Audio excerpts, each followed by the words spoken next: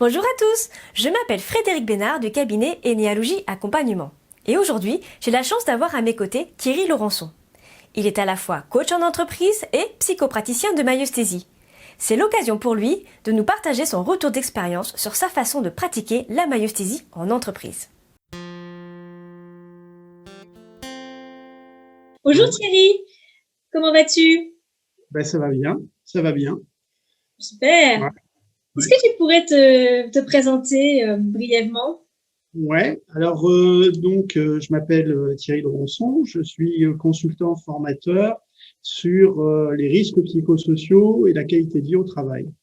Donc, j'interviens dans différents endroits. J'appelle ça des organisations. Au départ, j'étais plutôt centré sur les hôpitaux. Et puis après, je suis intervenu en milieu carcéral. Je suis intervenu au niveau de la caisse primaire d'assurance maladie, direction générale des finances publiques, enfin dans différents endroits. Voilà. Et donc le cœur de mon activité, c'est d'accompagner les gens vers le changement et du mieux-être. Et voilà. Ouais, donc D'accord. j'interviens beaucoup sur la qualité de vie au travail et les risques psychosociaux. Alors Ok. après, j'ai une deuxième activité aussi, qui est une activité de coach. Donc là où j'ai accompagné pas mal de sportifs de haut niveau, puisque j'ai un diplôme universitaire de préparateur mental. Voilà. Mais ça, je dirais, c'est un épiphénomène. Mais le cœur de mon activité, c'est plutôt du consulting et de la formation. D'accord. Ouais. Et du coup, comment as-tu rencontré la maïeusthésie?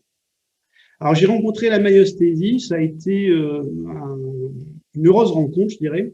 C'est-à-dire qu'en fait, j'avais un livre de Thierry dans la bibliothèque depuis des années. Puis j'ai lu ce livre et puis c'était à un moment où je cherchais un superviseur en fait dans ma pratique parce que le superviseur que j'avais prenait sa retraite.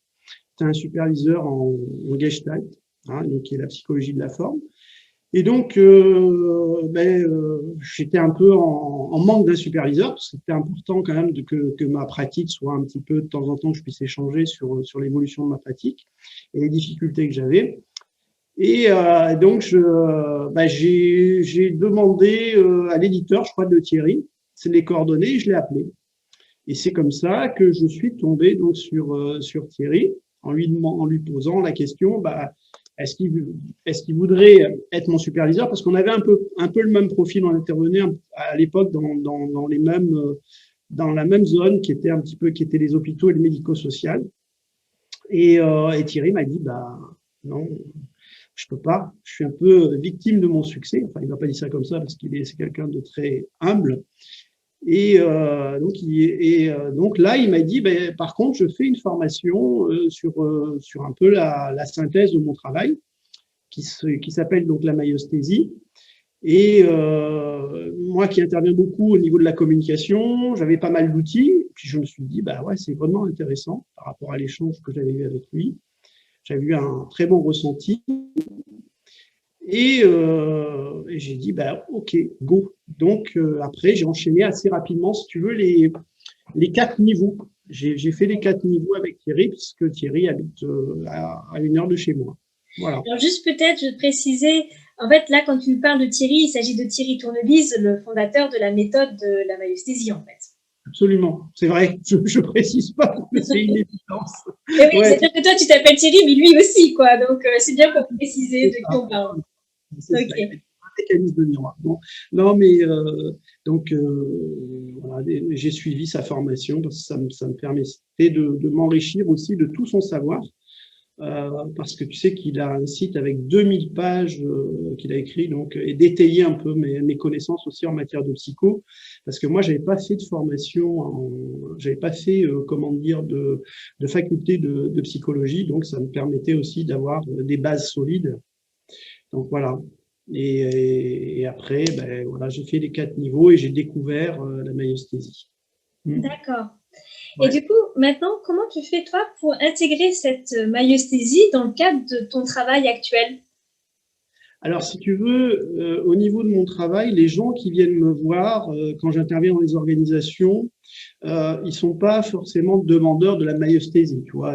C'est pas leur, voilà, c'est plus les accompagner par rapport au changement. Donc, moi, j'utilise la myosthésie en termes de posture, hein. Donc, je vais prendre des éléments de la myosthésie pour me permettre de fluidifier, si tu veux, la relation avec la personne. Et j'aime bien ce que dit Thierry sur l'ergonomie, tu vois, c'est-à-dire d'avoir une relation qui soit fluide, où la personne se sente vraiment écoutée et en capacité d'être entendue de manière très très profonde, hein. Alors pour ça, j'avais été sensibilisé déjà à des techniques, mais je dirais que le travail, des formations que j'ai suivies avec Thierry m'ont permis d'être plus fin, on va dire, plus subtil dans l'accompagnement de ces individus, tu vois. Et alors, la première des choses que j'avais notées, j'ai une feuille à côté de moi, c'était le tact psychique. Tu vois, le tact psychique. J'ai trouvé que ça, c'était important. Je ne saurais pas comment trop le traduire, mais la délicatesse pour rejoindre l'autre. Tu vois, il y a cette délicatesse, c'est-à-dire que dans les formations que j'ai suivies avec Thierry, j'ai trouvé qu'effectivement, il avait cette délicatesse de s'ajuster à l'autre et de l'entendre dans des choses très, très profondes. Donc, pour ça, j'utilise donc le tact psychique. J'aime bien aussi la posture de non-savoir, parce que je trouve que souvent, on pose, si tu veux, des questions tout en ayant déjà un a priori sur la question qu'on va poser, une idée. Et j'ai trouvé que cette posture de non-savoir qui était source de compétences, donc j'essaie, si tu veux, toujours de me situer dans cette posture de non-savoir, ce qui n'est pas simple, hein. Voilà. Après, une chose qui m'a particulièrement touché, c'est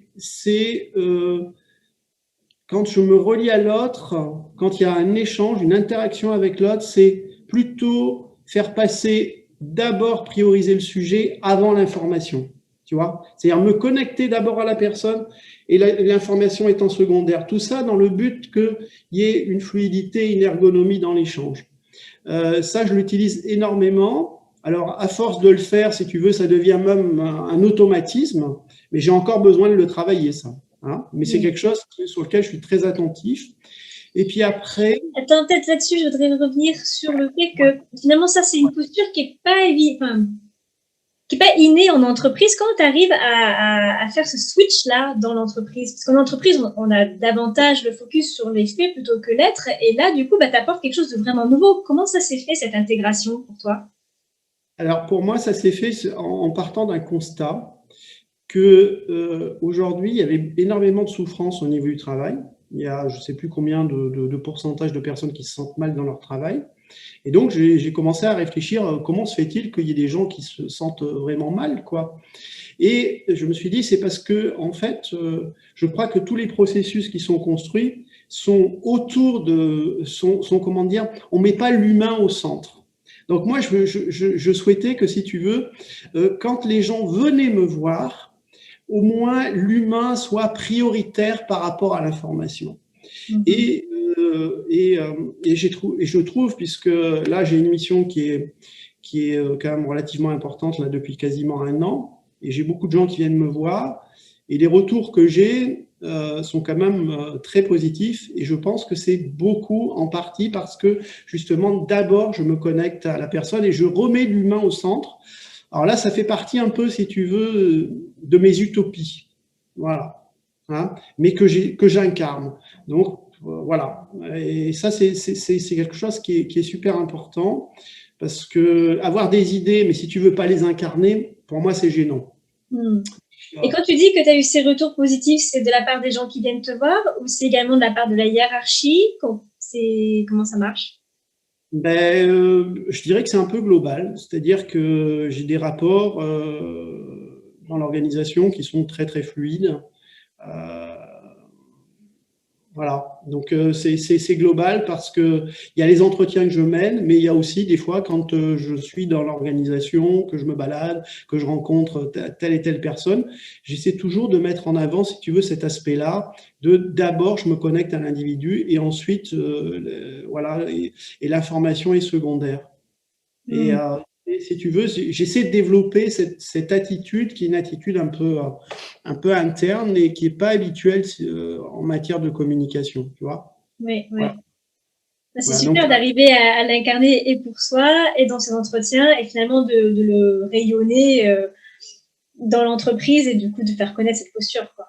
ouais. Alors des fois, si tu veux, j'en sors, hein, faut être tout à fait honnête. Des fois, je sors de la route, tu Mais c'est vois. pas évident, hein, c'est. Voilà, mais quand je sors de la route, je vois que je sors de la route. Tu sais, c'est un peu comme la pleine conscience. Je vois que je sors de la route, donc je reviens sur la route. Puis je me dis, bah tiens, voilà. Parce que des fois, tu sais, en entreprise, c'est complexe. On a des gens, j'ai eu des gens qui étaient vraiment en grande souffrance, tu vois, et qui se posaient la question sur leur avenir. Et voilà, bon, donc tu vois bien les informations qu'il y a et tout ce qui se passe. Et donc, voilà, c'était important d'avoir une relation fluide où ils se sentent écoutés, entendus et qu'ils sont vraiment prioritaires sur. Voilà. Et c'est quelque chose que moi, je trouve qui fonctionne de mieux en mieux. Voilà. Super. Voilà. Et puis alors, après, autre chose aussi qui est le quatrième point, si tu veux, dans ces essentiels, hein, parce qu'il y a plein de choses que je pratique, mais on ne peut pas parler de tout non plus, c'est de l'état communicant. Donc l'état communicant étant un état d'ouverture et de congruence, si tu veux, entre le verbal et le non-verbal. Donc là, j'essaie vraiment de faire attention. Il y a des jours, en fonction de la fatigue ou en fonction de l'intérêt qu'on a sur l'échange, on peut être plus ou moins fermé. Et justement, cet état communicant qui est un état d'ouverture est aussi, si tu veux, un de mes radars qui fait que je rentre ou pas profondément dans la relation avec autrui. Voilà. Donc, tu vois, c'est les 4 éléments que j'utilise. Après, j'en utilise d'autres aussi. Mais c'est les choses qui me paraissent le plus essentielles. Parce que pour moi, la maïesthésie, c'est vraiment une question de posture. C'est-à-dire que ce que je me suis aperçu aussi dans mes accompagnements individuels, c'est que quand je suis dans la posture, les choses se déroulent, tu vois, tranquille, c'est fluide. Il n'y a même pas besoin de réfléchir.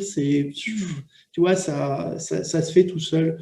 Et ça, c'est parce que la posture, c'est la posture qui permet ça, tu vois. Donc, c'est pour Oui, ça que je dis, ça demande pas d'énergie en fait, c'est fluide. c'est ça. C'est ça. Ça ne demande pas d'énergie. Et tu sais qu'on est dans un monde aussi où justement on est beaucoup dans la volonté, beaucoup dans l'énergie, beaucoup de, tu vois, et le fait de laisser ça aussi de côté, c'est encore aussi, c'est un nouveau paradigme, mais que je trouve très très intéressant. Et j'ai vraiment le mot, tu vois, qui fait écho, c'est fluidité, ergonomie, tu vois, c'est les deux mots qui me parlent, moi. À partir du moment où si tu sens de la fluidité, et de toute façon, fluidité, ergonomie, ça va ensemble, ben là, tu te dis, waouh, ça se déroule, tu vois. Et il y a des Ouais. choses assez chouettes qui se passent, quoi.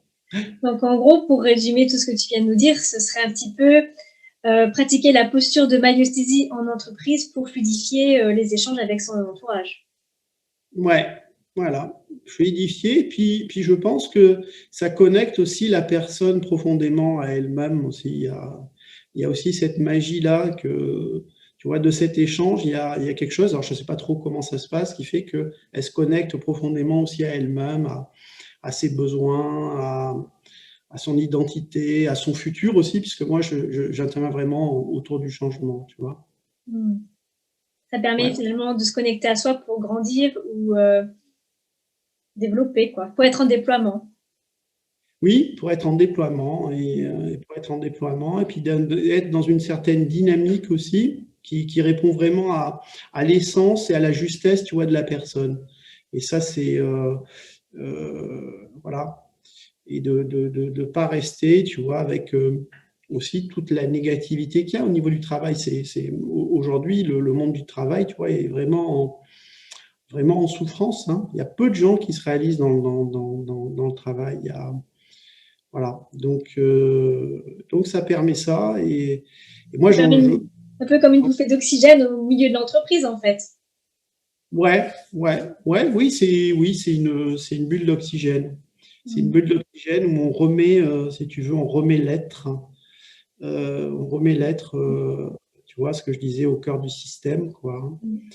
Et je pense que enfin, moi, je le vois comme ça. C'est très, très important aujourd'hui. si tu veux, le constat que je fais, c'est qu'il y a beaucoup de normes, il y a beaucoup de robotisation au niveau de l'entreprise, beaucoup de, voilà, et on a un petit peu, à mon sens, mis l'être au second plan. Et quand on remet l'être, on recontacte à des niveaux de créativité, d'autonomie.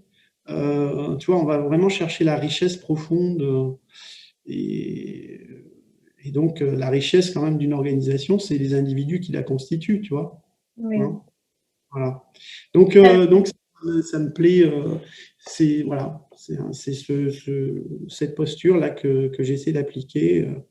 Puis la posture de non-savoir aussi, quand même très, très importante, tu vois. Hein. De non-directivité, bien sûr, mais tout ça, c'est des choses que Thierry qui font partie de la maïeusthésie, mais voilà. Hein.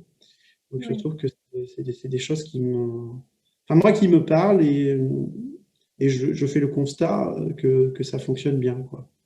Voilà. Hein. Super, bah, merci beaucoup pour ce retour. Oui. Est-ce qu'il y a autre chose que tu voudrais ajouter? Oui, on avait pris une autre question que j'étais en train de lire là. Mais bon, le but de la maïeusthésie, ben, si on résume, en fait, c'est remettre l'humain au cœur, si tu veux, des différentes organisations. Fluidifier les relations, c'est ce qu'on a dit. Hein, et développer une écoute sensible de soi-même et des personnes que j'accompagne. Voilà, je dirais ça. Tu vois. Ok.